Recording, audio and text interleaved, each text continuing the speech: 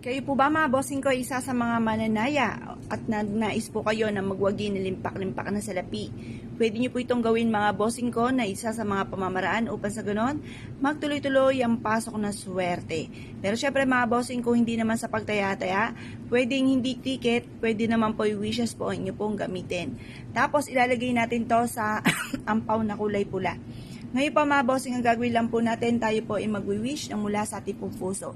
Sabihin po natin, nasa pamamagitan nito, tayo po ay mananalo na ng jackpot.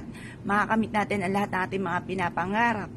Banggitin ang mga numero na nakasulat po dito or kaya yung inyo nga pong alagang numero na tinatayaan. Sabihin nyo po, mananalo na ako ng jackpot. Ngayon po mga bossing, kung hindi naman pagtaya-taya, i-wish po dito, kumuha kayo ng isang malinis na papel. Pero sabi nga po ay mas maganda mga bossing ko ang kulay brown na papel. Kasi ang brown ay sumisimbolo ng pera. Diba sabi nila, pag may dumapo sa inyo na brown na paru-paro, sinyales na may magandang kapalaran na naghihintay or may pera kang darating. May tumalon sa inyo na brown na paru-paro, sinyales din po na may maganda kang kapalaran na naghihintay. Maganda ang kulay brown mga bossing. Kaya mas mainam, dyan kayo magsulat ng wishes. Kung ano yung nais po ninyo. At pagkatapos, ay sunugin po natin ito mga bossing ko, itong ating dahon ng laurel.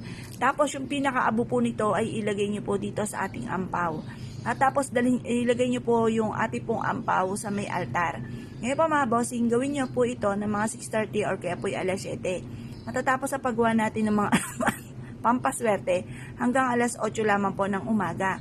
Mag-wish po kayo na mula sa inyong pong puso at makakamit nyo ang lahat ng mga pinapangarap po ninyo. Mapapasin ninyo na lagi kayo iniadya, kung saan lagi kayo suswertihin, mapapasin ninyo na puro swerte ang dumarating mga bossing. Panay jackpot ang dumarating. Ngayon po mga bossing, ito po mga bossing ko yung pinaka the best na gawin nyo po ng mga Tuesday or Friday. Pero kung ikaw ay abala, hindi ka makapagawa ng ganyan, magmamadali ka, huwag niyong gawin ng Tuesday or Friday. Kahit anong araw na lamang, basta't makakapag-focus ka ng panalangin. Kasi yun ang pinaka-importante, ang pagiging focus at naniniwala sa mga ginagawa.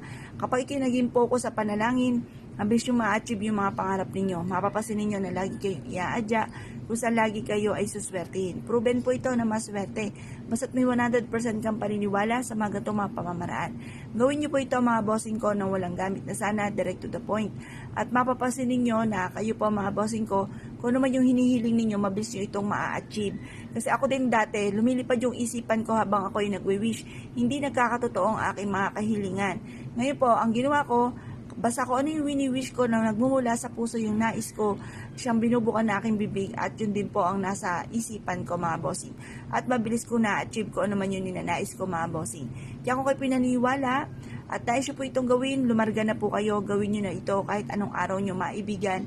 Basta't kayo po ay may 100% na paniniwala. I-mindset nyo na kayo magiging matagumpay. I-mindset nyo na lahat ng mga pangarap nyo yung matutupad. Pero syempre mga bossing, lagi po tatandaan ang ating mga pampaswerte ay sangkap lamang para tayo maging matagumpay sa buhay. Ang numero 1 po niyan ay sipag at syaga, double time sa pagkayod. Kaya ako pinaniwala mga bossing, asya, good luck po sa ipo lahat.